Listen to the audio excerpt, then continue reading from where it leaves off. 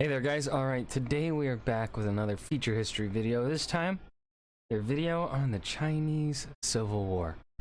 Got nothing to add here at the beginning. Let's go ahead, just dive right in. I will not do an offensive Chinese impression. I will not do an offensive Chinese impression. I will not do an offensive. I was like mumbled. I couldn't understand a thing that he said.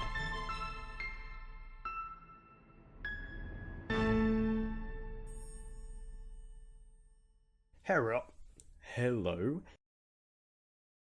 Oh no. Oh no.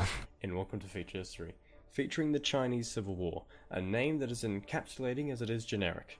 From 1927 to 1950, China was locked in a period of civil strife.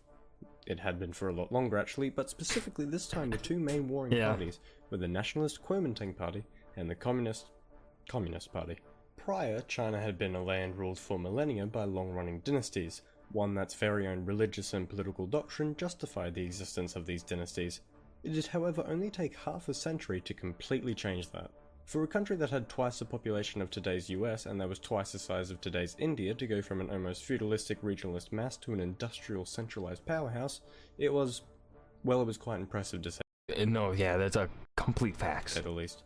So how they went from a completely agriculturally backwards nation to a fucking economic powerhouse in the span of about 50 years, I would say. Around 90s, and yeah, around the 90s I would say is when China really started to, was when China I think probably officially overtook Japan, and then especially now China's even more prevalent. I'd say early 2000s is where we really see China's rise of prevalence, but I think the 2010s have really shown the economic power of China. How can a couple revolutions be just so revolutionary? Well, I'm going to tell you. That's what the rest of the video is for. You should really expected that. In the 19th century, China was ruled by the Qing dynasty. Same for the 18th and the 17th. It was, however, in the 19th that the focus of Western colonists and merchants turned to China. And the Qing weren't too harmonious with this development, choosing to close themselves off from them. The British, however, in the Opium Wars would pioneer the path to breaking open the gates of the Middle Kingdom, leading to many European powers, the US and even Japan carving up the humiliated empire into spheres of influence and seizing control of trade where they could. Foreign tycoons would reign over the ports they resided, kept in steady supply by impoverished Chinese workers subservient to them. This was deemed unacceptable by many, but what could the Qing do? Some would answer that question by saying forget the Qing, turning their own regions into more self-sufficient entities. This regionalism would only continue to degrade Qing influence. Yes. The other some would demand... Okay, so they're going to talk about the warlord. Well, of course, I mean, if you're talking about Chinese Civil War, you kind of got to talk about the warlords. ...modernization and self-strengthening only for the incompetent and corrupt Qing to fail them. It too obsessed with its own dynastic confusion to create any real change. After the Sino-Japanese War of 1895, that saw Japan seize Chinese territory and title of the Asian power, did this frustration manifest as a fervent anti-foreign sentiment. That sentiment would further manifest as the Boxer Rebellion. The Boxers looked to relive the days of a mighty Qing, but the imperial court was split on to suppress or support such a radical movement, negligently letting the foreigners take matters into their own hands and occupy Beijing without even a declaration of war. The 20th century dawned with a Qing that had failed to modernize, failed to strengthen, failed to improve, simply failed to westernize. In 1908, the 2-year-old Pu Yi rose to the imperial throne, and of course under a 2-year-old, China could only continue to stagnate. Yeah. Exiled revolutionary Sun Yat-sen saw this as yet another chance for him to finally see off the Qing that led a nation decay. He held a long history of... Can I just say also that this is seeming to be a much better paced video than... Like, the information isn't coming as fast as the previous information. This is very digestible. Failed revolts. So some held doubts, but the Western educated man was also adamant to see his 3 principles, nationalism, democracy and livelihood, applied to create a better China. So there was the Qinlian Uprising, Hakku Uprising, Mapei-Ying Uprising, Gengshu New Army Uprising, Second Guangzhou Uprising, and then an uprising so unexpected that even the people doing the uprising weren't expecting it. Oh! Ooh, the Wu-Chang Uprising. In 1911, the Wu-Chang Uprising rose up. Sun Yat-sen Whoa! No way! at the time was still in exile and the revolutionaries had started before everyone was ready. It seemed a tad bleak. But for the first time, much of the military joined their cause. This revolt spread quickly, the provinces successively breaking away from the imperial court and sending the Qing into a bit of a tizzy. With no time to spare, province delegates had gathered into Nanjing to form a Chinese republic, inviting Sun Yat-sen to be China's first president. As consequence, one might expect a war to be fought between President Sun and Emperor Puyi, but the fact of the matter was, despite each claiming power, the only person that had power was whoever held the biggest army, which was General Yuan Shikai. Yuan served the Qing, but when Sun came to him offering his presidency if he would have forced Puyi's abdication, the general was more than happy to switch sides, accomplishing his end by February of 1912 and taking position as the president of the new Republic of China. The man, however, lacked Sun's refined political philosophy, more keen on a direct military dictatorship method, meaning that many of the problems that the uprising had aimed to fix remained. Man, what if China had a successful democracy in the beginning of this? Would that have avoided this?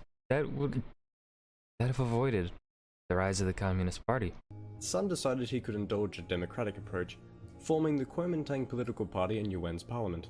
The president saw opposition as an affront, however, and Sun ended up once again exiled in 1913.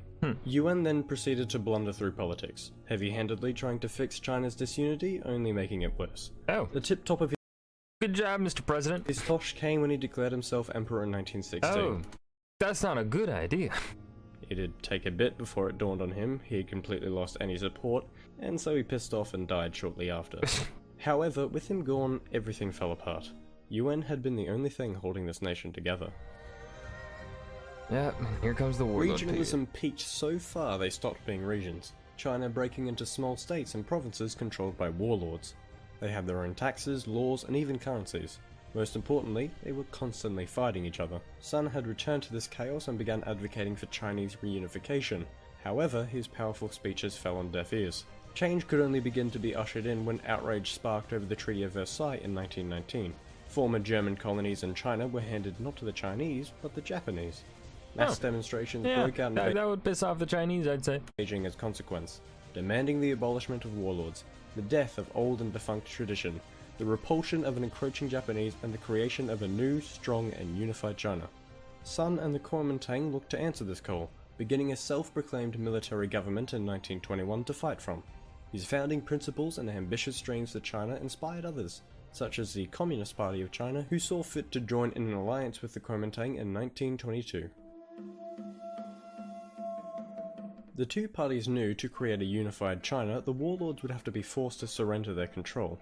To cooperate, they formed a united front.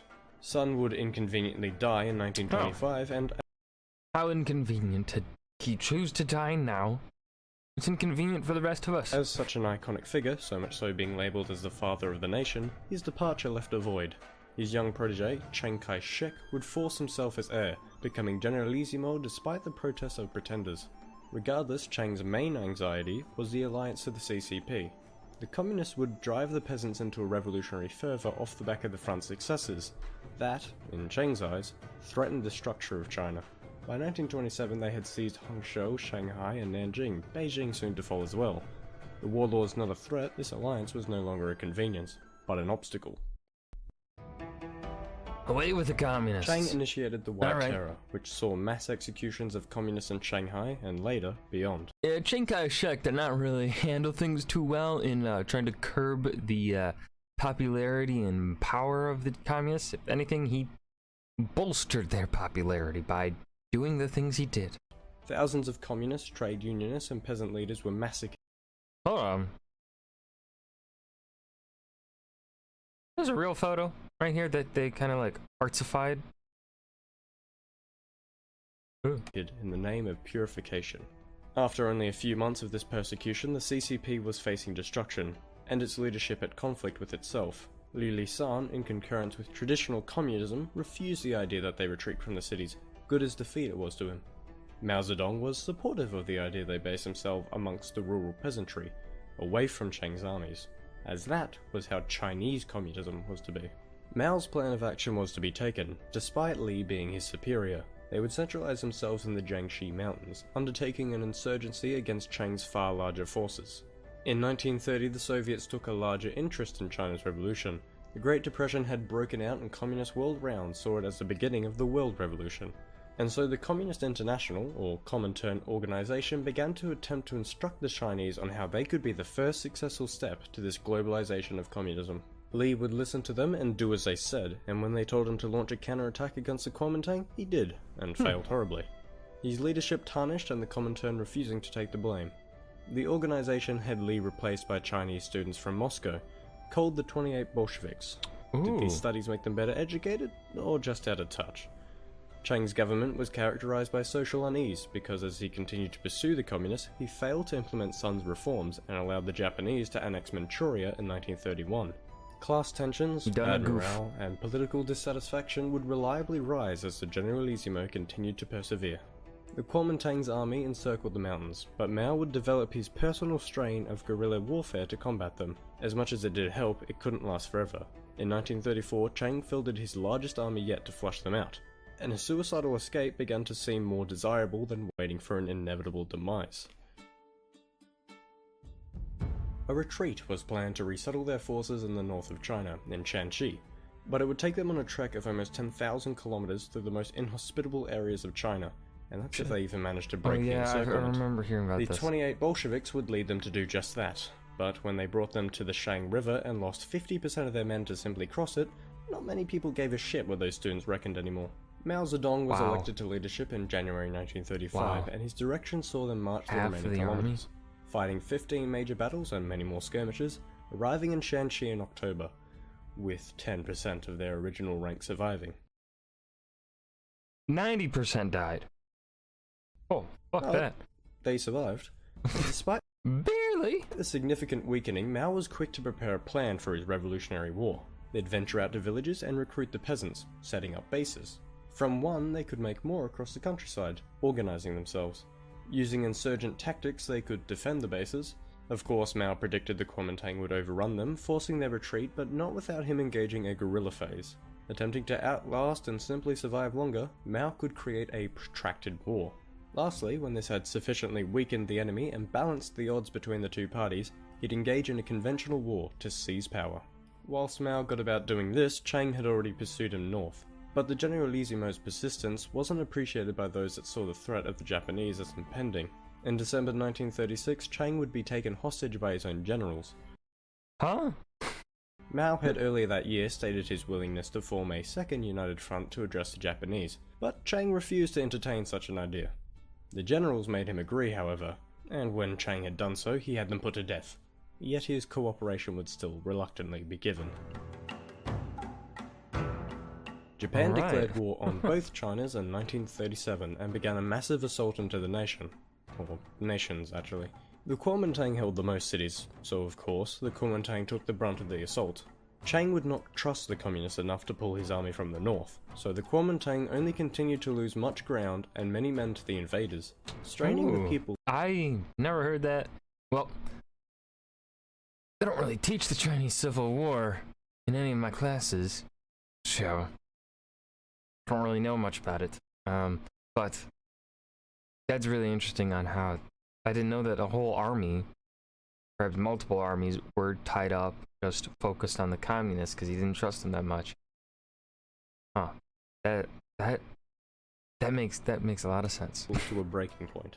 Mao used that disaffection to drive recruitment and was able to use his handful of victories against Japanese forces to do further. On December 1941, Japan declared war on the US. Chiang saw this as an opportunity to hold and conserve his forces, let the Americans do the fighting. This was tactically sound, but he lost much public respect for it. As the tide turned in the Pacific and Japan withdrew from China, it became a mad dash to see who could liberate occupied territory. The CCP expanded much further than they had been able to pre-war. In August 1945, a Japanese surrender provoked the proactive US Ambassador Patrick Hurley to lead talks between the Kuomintang and the CCP to see if peace could be achieved. Shockingly, they had agreed to start preparations for a coalition government, even setting up a temporary council and form a united army. Insane. The negotiations would never be finalized though, as when Manchuria presented itself for liberation, a race began and China's fate would be decided there. The Soviets invaded Manchuria, and when the CCP's army arrived, the Soviets handed over Japanese stockpiles to them. The US was also involved, as despite its claims of neutrality, it ushered Chiang's armies into the region on US ships and aircraft. The Kuomintang were able to force the CCP out of the cities and into the hills by December. As the CCP began to prepare a counterattack, the US intervened, trying to bargain a truce between them. The Kuomintang had, however, been in a position to overrun the communists, and Mao used this lull to better prepare for war. When the truce inevitably broke down in July 1946, Mao was initially put on the back foot. Wait a second. So hold on. The United States caused the CCP to win in the end because of this peace? This ceasefire? Because the communists were on such a back burner, it seemed, and the Kuomintang were hunting them down? Am I understanding that right? Did I understand that? Whoa. That is interesting. But not destroyed like Chiang was bargaining on. March 1947 saw Shanxi breached by the Kuomintang. But in Manchuria, guerrilla tactics were starting to paint a bleak future for Chiang's occupation, his army's resources and manpower being slowly bled dry. By 1948, it was clear Chiang could no longer effectively supply Manchuria, but he refused to pull out, refused to admit defeat. It would be hard for him to accept the balance had shifted so unfavorably for the Kuomintang. In March, Manchuria fell, and the Grand Communist Offensive began. January 49, Tianjin and Beijing fell, the north entirely conquered. April then seeing them take Nanking, then Shanghai, and lastly Guangzhou, where Sun had first declared the military government. On the 1st of October 1949, Mao proclaimed the establishment of the People's Republic of China in their capital of Beijing, saying, "We have stood up." When Chiang had lost control of the mainland, his government retreated to the city of Taipei on the island of Taiwan. He continued as the president of the Republic of China and continued claiming sovereignty of China. It represented China in the UN until 1970, and to this day is still officially the Republic of China. For the mainland, after being liberated or conquered by the now godlike Mao Zedong, it would have his key communist... I like that mention there. Yeah, a lot of the China definitely reveres Mao as pretty much godlike ideas thrust upon it. In a push to modernize the nation and take a great leap forward, he caused a famine that killed 30 million people.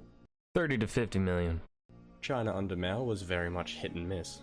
For relations with Comintern's and Soviets, Mao would denounce... And actually, I think I've heard numbers closer to that 50 million mark than the lower estimate there of the 30 million. ...them as revisionist traitors in the 1960s. His split collapsing the idea of a cohesive world of communism, as the only true communists in Mao's eyes were his communists. Yep. The civil war that China had lived for so many years finally put to rest a constantly shifting image of China, from an ancient imperial dynasty to the modernized communist state. That state, however, was subject to many pitfalls, but persevered much to the anxiety of the West. Its initial relation with Western states highly tense given the era of Cold War. Today it's calmed, of course. China still remains the People's Republic. I wouldn't say it's calm at all. But for being a communist state, well, that's debatable. Yeah, no, they're not fucking communist. They're not. Its new relations with the outside world are heavily trade-oriented, as China after the Long War looked outward for vitalization, not inward. To step back though, it's interesting to think of what if it had been an alternative outcome. Whether that outcome would be better or worse is easily arguable, and I'm sure the comments will have you covered in that regard. Actually, probably not, it'll just be some dick saying, "Notification squad, what up?" Fuck 'em. Like per usual, thanks to the... Alright, that was Feature History's Chinese Civil War. This was, I think this is a bit better done than the video on the two videos on the Troubles in Ireland. I think this was much better paced. I think this was also much better paced than the War of the Roses video that they had. War of the Roses video was just a bunch of information really fast that was very hard to keep up with. This one, I think, was really well done.